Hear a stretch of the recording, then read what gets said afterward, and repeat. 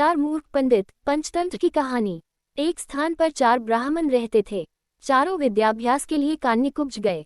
निरंतर 12 वर्ष तक विद्या पढ़ने के बाद वे संपूर्ण शास्त्रों के पारंगत विद्वान हो गए, किंतु व्यवहार बुद्धि से चारों खाली थे। विद्याभ्यास के बाद चारों स्वदेश के लिए लौट पड़े। कुछ देर चलने के बाद रास्ता दो ओर फटता था। किस मार्ग से जाना चाहिए, इसका कोई भी निश्चय न करने पर वे वहीं बैठ गए।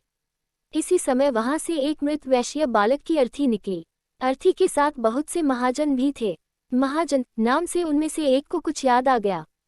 उसने पुस्तक के पन्ने पलटकर देखा तो लिखा था, महाजनों येन गतः स पंथः, अर्थात जिस मार्ग से महाजन जाए वही मार्ग है। पुस्तक में लिखे को ब्रह्म वाक्य मानने वाले चारों पंडित महाजनों के पीछे पीछे शमशान की ओर चल पड़े। थोड़ी दूर पर शमशान में उन्होंने एक गधे को खड़ा हुआ देखा।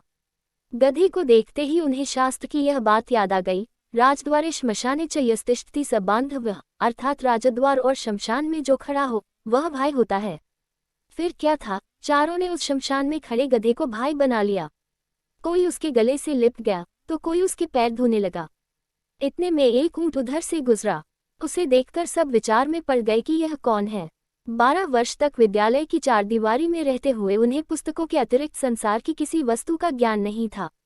ऊंट को वेग से भागते हुए देखकर उनमें से एक को पुस्तक में लिखा ये वाक्य याद आ गया, धर्मस्य त्वरिता गति, अर्थात धर्म की गति में बड़ा वेग होता है। उन्हें निश्चय हो गया कि वेग से जाने वाली यह वस्तु अवश्य धर्म है। उसी समय उनमें से एक को याद आया, इष्टम धर्मेण योजयेत, अर्थात धर्म का सहयोग इष्ट से करा दे। उनकी समझ में इष्ट बांधव था गधा और ऊंट या धर्म, दोनों का सहयोग कराना उन्होंने शास्त्रोक्त मान लिया। बस खींचखांच कर उन्होंने ऊंट के गले में गधा बांध दिया। वह गधा एक धोबी का था।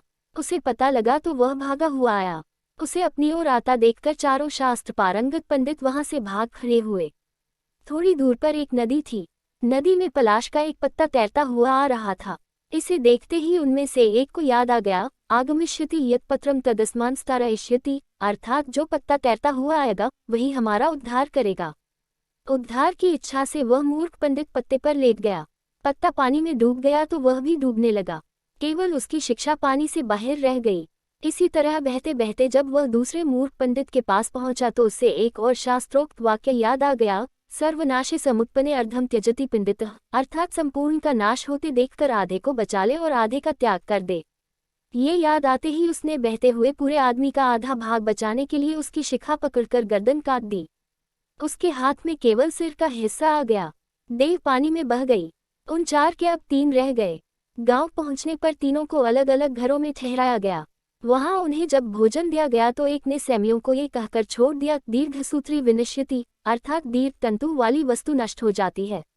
दूसरे को रोटियां दी गई तो उसे याद आ गया, अतिविस्तार विस्तीर्ण तद्भवेन चिरायुषम, अर्थात बहुत फैली हुई वस्तु आयु को घटाती है।